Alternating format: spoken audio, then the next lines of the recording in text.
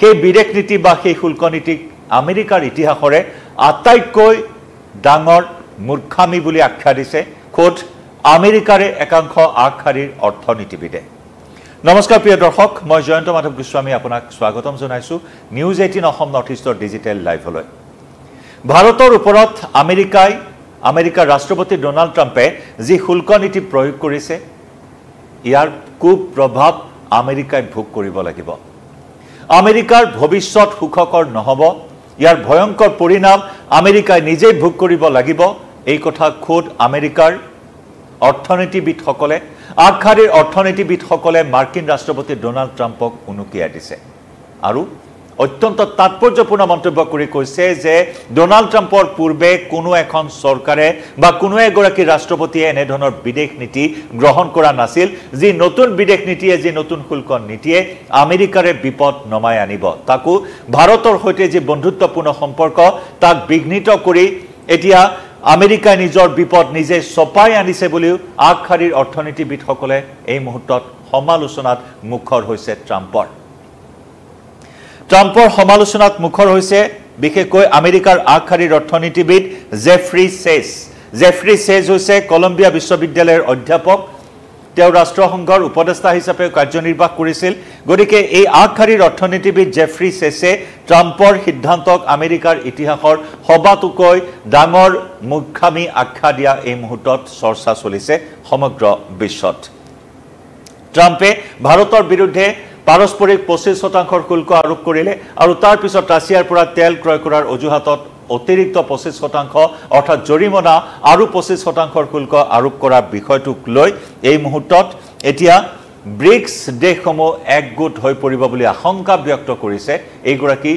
আগশাৰীৰ অৰ্থনীতিবিদ জেফ্ৰি চেছে। তেওঁ কৈছে যে আমেৰিকাৰ ৰাষ্ট্ৰপতি ডোনাল্ড ট্ৰাম্পে এই শুল্ক নীতি ভাৰতৰ ওপৰত প্ৰয়োগ কৰাত এতিয়া ব্ৰিক্স গোট শক্তিশালী হৈ উঠিব। ব্ৰিক্সৰ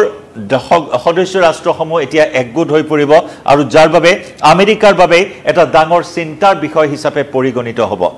ব্ৰিক্স দেশবোৰৰ মাজত একতা বৃদ্ধি পোৱা মানেই আমেৰিকাৰ বিপদ নিশ্চিত, এই কথাও ইতিমধ্যে তেওঁ উল্লেখ কৰিছে। লগতে আমেৰিকাৰ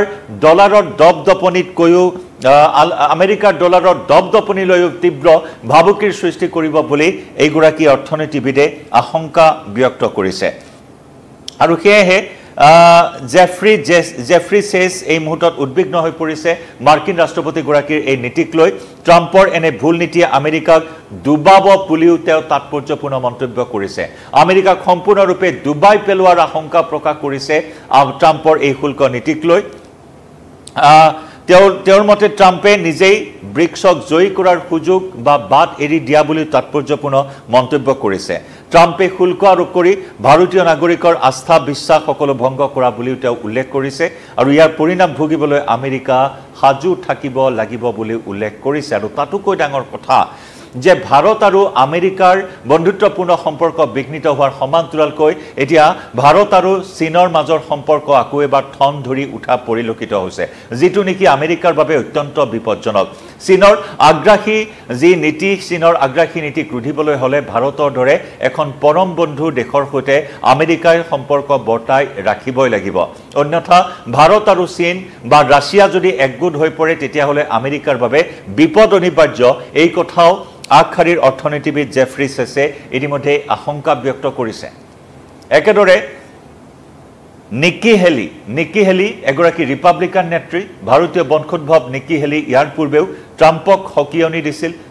সকীয়াই দিছিল যে সময় থাকোঁতেই ভাৰতৰ সৈতে সম্পৰ্ক উন্নীত কৰক, অন্যথা আমেৰিকাৰ বাবে বিপদ অনিবাৰ্য, আমেৰিকাৰ ভৱিষ্যত সুখকৰ নহ'ব। নিকি হেলিয়ে আকৌ এবাৰ মাৰ্কিন ৰাষ্ট্ৰপতিগৰাকীৰ দৃষ্টি আকৰ্ষণৰ চেষ্টা চলাইছে যে সময় থাকোঁতেই ভাৰতৰ সৈতে বিঘ্নিত হোৱা সম্পৰ্ক পুনৰ উদ্ধাৰ কৰিবলৈ চেষ্টা কৰক ট্ৰাম্পে। যদি সময় হাতৰ পৰা ওলাই যায় তেতিয়াহ'লে চীনৰ আগ্ৰাসন ভৱিষ্যতে ৰোধ কৰিবৰ বাবে, চীনৰ মোকাবিলা কৰিবলৈ, চীনৰ সন্মুখত থিয় হ'বলৈ আমেৰিকাই 10 বাৰ ভাবিবলগীয়া পৰিস্থিতিৰ উদ্ভৱ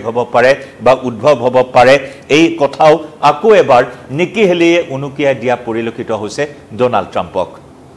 কাৰণ প্ৰশান্ত মহাসাগৰত চীনৰ আগ্ৰাসন ৰোধ কৰিবলৈ হলে ভাৰতৰ সৈতে এটা কৌশলগত বন্ধুত্বপূৰ্ণ সম্পৰ্ক আমেৰিকাই বৰ্তাই ৰাখিবই লাগিব তাতে আকৌ ব্ৰিক্সৰ দেশসমূহ যদি একগোট হয় তেতিয়া হলে ব্ৰিক্সৰ ঐক্যতা বৃদ্ধিত মাৰ্কিন যুক্তৰাষ্ট্ৰই বাট এৰি দিয়াৰ কথাও উনুকিয়াই দিছে জেফ্ৰি চেছ নামৰ কলম্বিয়া বিশ্ববিদ্যালয়ৰ অধ্যাপক গৰাকী গতিকে এতিয়া সকলোৱে বিচাৰিছে ট্ৰাম্পৰ শুভ বুদ্ধি উদয় হওক ট্ৰাম্পৰ শুভ বুদ্ধি উদয় হোৱাৰ কামনা কৰিছে আৰু সেইভাবে ট্ৰাম্পৰ কাৰ্যত এতিয়া সকলো আচৰিত হৈ পৰিছে ট্ৰাম্পৰ এই সিদ্ধান্তৰ বাবে এতিয়া ভাৰত চীন ৰাছিয়া এই সমূহ শক্তি অধিক কাক চাপি অহাৰ এতিয়া বাট প্ৰশস্ত কৰি তুলিছে কোন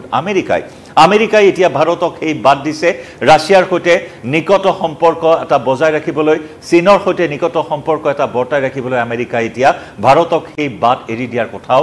এতিয়া আঙুলিয়াই দিছে মাৰ্কিন ৰাষ্ট্ৰপতি ডোনাল্ড ট্ৰাম্পক আমেৰিকাৰ আগশাৰীৰ অৰ্থনীতিবিদসকলে কাৰণ ইতিমধ্যে ভাৰতৰ বিদেশ মন্ত্ৰী এছ জয়শংকৰে ৰাছিয়ালৈ গৈছে আমি ইতিমধ্যে উল্লেখ কৰিছো ৰাছিয়াৰ ৰাষ্ট্ৰপতি ভ্লাদিমিৰ পুটিনৰ সৈতে মিলিত হৈছে বৈঠকত আৰু সেই বৈঠকতে ভাৰতত ৰাছিয়াক পুনৰ বৃহৎ বিনিয়োগ কৰিবৰ বাবে আহ্বান জনাইছে বিগত 5 বছৰত ভাৰত আৰু ৰাছিয়াৰ মাজৰ দ্বিপাক্ষিক বাণিজ্যিক সম্পৰ্ক 5 গুণে বৃদ্ধি পাইছে একেদৰে ট্ৰাম্পে শুল্ক নীতি আৰোপ কৰাৰ পৰিপ্ৰেক্ষিতত এতিয়া চীন আৰু ভাৰতৰ মাজৰ সম্পৰ্ক পুনৰ ঠন ধৰি উঠাৰ উপক্ৰম হৈছে ইতিমধ্যে চীনৰ বিদেশ মন্ত্ৰী ভাৰত ভ্ৰমণলৈ আহিছে আৰু তাৰ পিছতে মোদীক আমন্ত্ৰণ জনাইছে মোদী আগষ্টৰ শেষত চীনলৈ যাব আকৌ চীন আৰু ভাৰতৰ সম্পৰ্ক আৰু অধিক মধুৰ হৈ উঠাৰ এই মুহূৰ্তত এটা পৰিৱেশ সূচনা হৈছে চীন আৰু ভাৰতৰ মাজত পোনপটীয়া বিমানৰ চলাচল ইতিমধ্যে আৰম্ভ কৰাৰ কথা কোৱা হৈছে মোদীয়ে ইতিমধ্যে নিৰ্দেশ দিছে সেই প্ৰসংগত গতিকে এতিয়া ট্ৰাম্পৰ এই নীতি আমেৰিকাৰ ৰাষ্ট্ৰপতি ডোনাল্ড ট্ৰাম্পৰ এই নতুন শুল্ক নীতি আৰু বিশেষকৈ ভাৰতৰ বিৰুদ্ধে 50% শুল্ক আৰোপ কৰা আৰু এই বিষয়টো এতিয়া আমেৰিকাক ব্যাপক সমালোচনাৰ সন্মুখীন হৈছে আমেৰিকাতে ব্যাপক সমালোচনা এই মুহূৰ্তত অব্যাহত আছে ট্ৰাম্পৰ বিৰুদ্ধে আৰু বিশেষকৈ ট্ৰাম্পৰ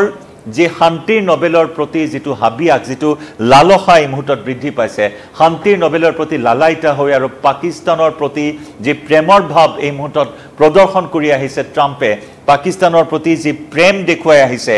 সেই প্ৰেমত মজগুল হৈ পৰা মাৰ্কিন ৰাষ্ট্ৰপতি গৰাকীয়ে যেন হিতাহিত জ্ঞান এই মুহূৰ্তত হেৰুৱাই পেলাইছে পাকিস্তানৰ প্ৰেমত মজগুল হৈ শান্তিৰ নোবেলত লালাইত হৈ এতিয়া ভাৰতৰ ওপৰত এই শুল্কৰ বোজা জাপি দি নিজৰে বিপদ সপাই অনাৰ কথা এতিয়া আমেৰিকাৰ নিজৰ দলৰে ৰিপাব্লিকান নেতাসকলে সমালোচনা কৰিছে আৰু তাৰ লগতে আগশাৰীৰ অৰ্থনীতিবিদসকলে যে নেকি আমেৰিকাৰ অৰ্থনীতিৰ ওপৰত ইয়ে কেনে বিৰূপ প্ৰভাৱ পেলাব চীনক মোকাবিলা কৰিবলৈ যে ভাৰতৰ সৈতে আমেৰিকা এটা সম্পৰ্ক বৰ্তাই ৰাখিব লাগিব বাৰে বাৰে বুজাই দিবলগীয়া হৈছে ট্ৰাম্পক কিন্তু তাৰ পিছতো নাও মুৰিলে তিনৰ পৰা ননমা অৱস্থাত আছে বৰ্তমান ট্ৰাম্প পৰৱৰ্তী সময়ছোৱাত এই শুল্ক নীতিক লৈ ট্ৰাম্পে আৰু কেনে ধৰণৰ স্থিতি প্ৰদৰ্শন কৰে এই আগশাৰীৰ অৰ্থনীতিবিদসকলে কোৱাৰ পিছতো কাৰণ অত্যন্ত তাৎপৰ্যপূৰ্ণ মন্তব্য কৰিছে যে আমেৰিকাৰ ইতিহাসত আটাইতকৈ মূৰ্খামিৰ ঘটনা সংঘটিত কৰিছে মাৰ্কিন ৰাষ্ট্ৰপতি ডোনাল্ড ট্ৰাম্পে আমি জনাই যাম প্ৰতিটো আপডেট এই মুহূৰ্তত ডিজিটেল লাইভৰ পৰা বিদায় লম নমস্কাৰ